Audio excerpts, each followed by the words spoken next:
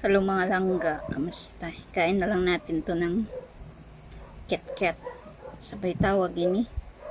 Kalamansi nga. Wak tubo. So anyway, may chika lang po. So kanina, yung mga bata kasi pumupunta sa simbahan every evening. Nagsisimbang gabi sila. So, while nagsampay ko ba, kay naglaba mang koron. Naglabar ko sa akong sinina kay naglaba sila ng sinina. Hindi nasama yung damit ko kasi nakapadlock yung kwarto ko. Nagpunta kasi ako sa may naasikaso ko kanina. Mahalagang bagay. So, anyway. So, si Bonso at saka yung pinsan niya at saka yung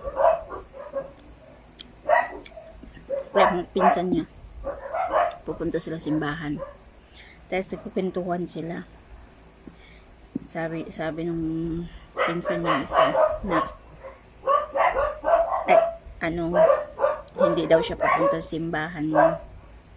Yung isang pinsan niya, hindi daw siya pupunta ng simbahan kasi hindi siya pinapayagan. Tapos yung isayo ng kasama-kasama niya.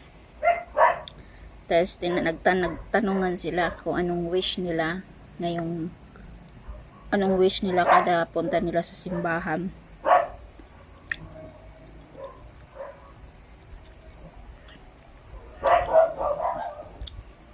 So, So, sabi ng isang pinsan niya na always good health daw si mama niya.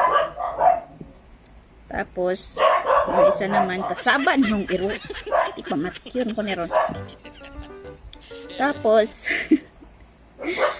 yung isang pinsan niya, sabi niya na good health daw sa kanilang lahat. So, na-touch ko sa iyang wish daw. Sabi ni Bonso. Alam mo, yung wish ko, yung pinipray ko everyday, every time na mag-adto kong simbahan, na good health and long life sa mama ko, sa parents ko. Parang na-touch ako. Yun pala ang pinipray niya palagi doon sa sa simbahan na good health daw pirmi ako. Kasi this year talaga is I could see na parang worse talaga na kasi palagi ako nagkakasakit. So yun lang, parang na-touch ako sa sinabi sa bunso ko. Yun lang, share ko lang.